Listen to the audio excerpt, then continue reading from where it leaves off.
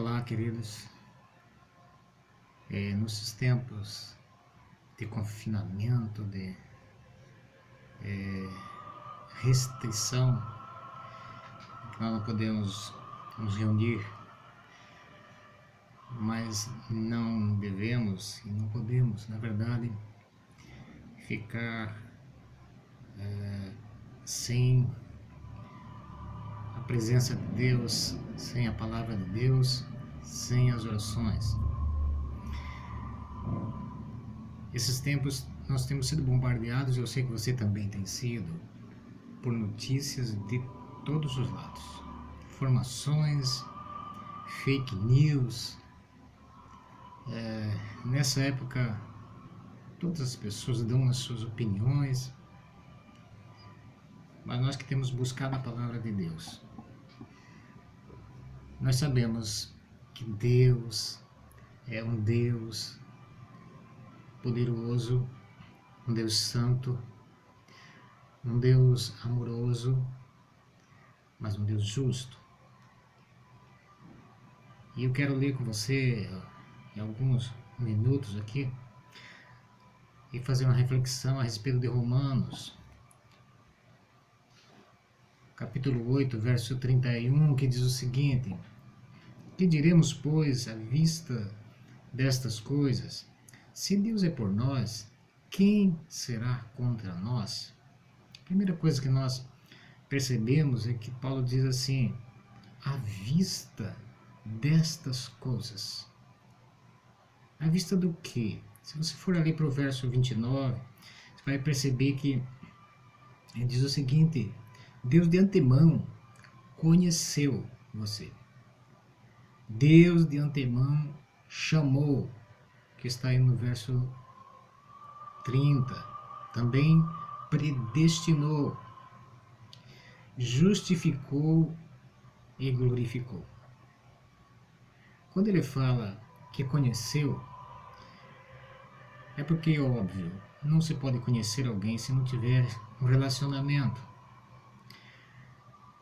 A Bíblia diz, lá em João 1,12, que aqueles que receberam Jesus, Ele, Deus, Ele, o Filho e o Espírito, deu o poder de se tornarem filhos de Deus. Na verdade, Paulo quer dizer para nós, e o Espírito está dizendo, que aqueles que conhecem, e aqueles que Deus conhece, aquele que Cristo conhece, foram pessoas que se arrependeram de seus pecados, que buscam a Deus, aquelas pessoas que amam a palavra de Deus, que oram, que têm uma comunhão com Deus. Se a pessoa conhece, é porque tem uma íntima comunhão, um íntimo relacionamento. Por isso Paulo diz, à vista destas coisas, se Deus é por nós, quem será contra nós? Uma coisa que a maioria das pessoas pensa é que Deus é por nós. E se Deus é por nós, todas as coisas que nós queremos vão acontecer. Porém, não é bem assim. Nós percebemos que todas as coisas acontecem conforme a vontade de Deus. E a vontade de Deus é que os homens o obedeçam.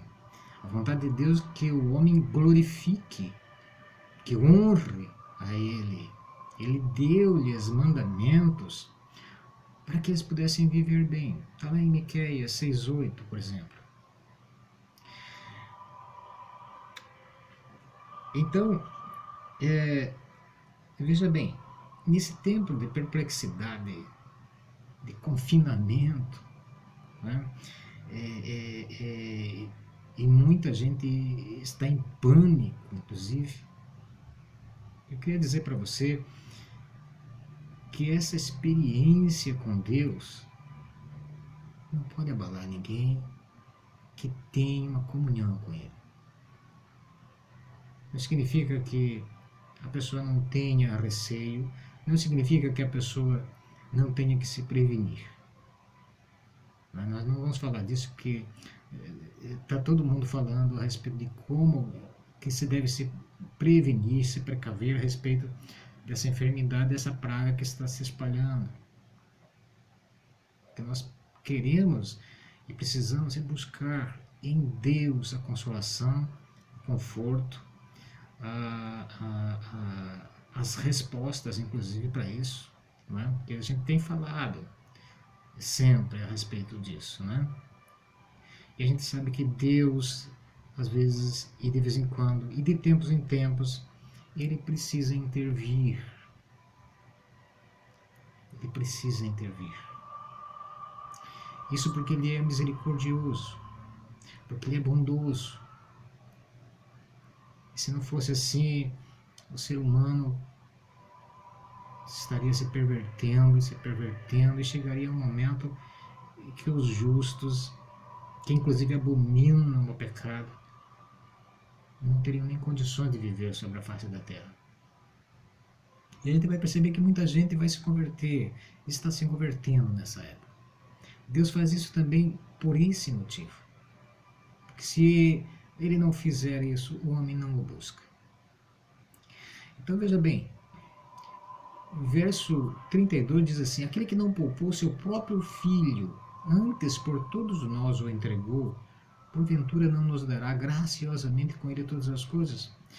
E veja bem, a morte, ela é algo que é natural.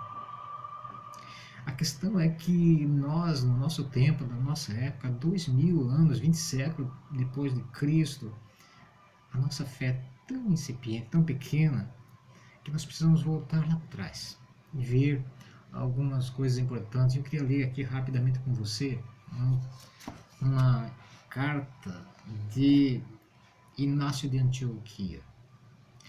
Inácio de Antioquia foi bispo daquela igreja, daquela época, ali por volta do ano 100, 107. Ele morreu nessa época, martirizado em Roma. E eu queria ler rapidamente aqui com você como é que ele se comportava frente a esta situação que é a morte, né? E que não estou dizendo que você vai morrer agora, mas eu e você em algum momento vamos passar por esse rio para nós chegarmos à vida eterna. Veja como é que Inácio e tantos outros mártires se comportaram. Olha só a carta dele aos irmãos de Roma, a igreja de Roma. Ele já havia sido preso lá em Antioquia. Não significa que ele era um homem super corajoso, né? Mas ele inclusive pedia para os irmãos de Roma que orassem para que ele não fraquejasse na fé e na convicção de naquele momento da morte fraquejar, tá? Olha só o que ele escreve. Além da introdução da carta, ele diz assim: minhas orações a Deus foram atendidas e, aliás, recebi ainda mais do que pedi. Estou chegando a Roma para ver com meus próprios olhos o rosto santo de vocês, porque tenho a esperança de encontrar vocês quando estiver acorrentado por Jesus Cristo. Se for da vontade dele que eu seja considerado digno de alcançar essa meta. Tudo começou bem, de modo que não posso senão esperar receber a graça de chegar ao meu destino definitivo sem nenhuma interferência. No entanto, confesso, estou preocupado que o amor de vocês possa me prejudicar. Sei que para vocês é simples fazer o que tanto querem fazer. Porém, se vocês não decidirem voltar atrás para minha causa, vai ser bem difícil para mim encontrar-me com meu Deus. Ora, não quero que vocês pensem como os que gostam de agradar aos homens, mas sim como os que gostam de agradar a Deus, o que sem dúvida vocês já fazem.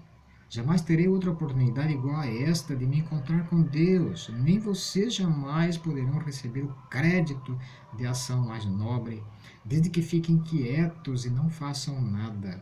Se de algum modo conseguirem abster-se de me atrapalhar, serei uma poderosa e eloquente testemunha de Deus. Se, porém, procurarem demonstrar amor pelo meu corpo carnal, vai reduzir-me a um ruído sem sentido. Peço-lhes, portanto, por obséquio, que me deem apenas a oportunidade de ser derramado em libação a Deus, enquanto ainda tenho um altar à disposição. Com amor fraternal, sirvam apenas de coro para meu ato. Cantem louvores ao Pai por meio de Jesus Cristo, que considerou a mim, o bispo da Síria, digno de encontrar-me no Ocidente depois de ter sido chamado no Oriente. Que alegria é para mim ser como o sol, esconder-me sob o horizonte deste mundo, enquanto avanço em direção a Deus, ciente de que logo aparecerei de novo para encontrá-lo. Quando a gente lê uma carta dessa, de uma pessoa que está indo para a morte, a gente olha e pensa: que convicção, que fé, que segurança. Que segurança em Cristo Jesus. Eu creio que nós, meus amados, passamos por uma época em que a nossa fé tem sido muito bombardeada pela tecnologia, pelos pensamentos da nossa época. O que nós precisamos é entender a Cristo, entender a morte de Cristo. O texto que eu li aqui em Romanos 8:32 diz que Deus não poupou o seu filho. Jesus passou pela morte. Mas uma coisa é certa, ele passou pela morte para que você também entendesse que nós vamos passar por ela. Porém, a ressurreição de Cristo é a convicção de que essa morte foi vencida lá na cruz por Ele. Não é apenas um pensamento, não é apenas um ponto positivo onde a gente deve se assegurar. É a convicção, é a realidade. Deus é o nosso Criador, o nosso Deus. Ele mandou seu Filho para que nós víssemos o poder dele sobre a morte. Então, nesse momento que a gente está passando, não fique em pânico. Não fique em pânico. Perceba que nós somos frágeis. Deus, inclusive, manda certas circunstâncias para a gente perceber que nós somos frágeis. A nossa força, na verdade, não é nossa. A nossa força, a nossa segurança, a nossa convicção está em Cristo. A própria Bíblia diz que nós devemos olhar para Ele. É Ele que é o autor e consumador da nossa fé. Por isso a nossa fé e a nossa esperança, a sua esperança e a minha esperança está em Cristo Jesus. Cuidado com os bombardeios dos noticiários, porque a nossa mente é frágil. Ela fica impactada por aquilo que recebe. É um tempo de reflexão, é um tempo de pensar, é um tempo de nós nos humilharmos e recebermos a fé do nosso Senhor Jesus Cristo e ter certeza que Ele vive e que nós ganhamos já a vida eterna. Por isso ele diz, Paulo diz: se Deus é por nós, quem será contra nós? O verso 35 diz assim: quem nos separará desse amor? Quem nos separará desse amor? No verso 38 diz: porque eu estou bem certo de que nem a morte nos separará de Cristo, desse amor. Que Deus abençoe você. Nós vamos continuar postando alguns vídeos aqui durante esse tempo que a gente infelizmente não pode ver o rosto. E a coisa mais complicada que é falar com alguém que a gente não pode enxergar. Mas estamos em comunhão, estamos em oração. E que Deus abençoe todos vocês.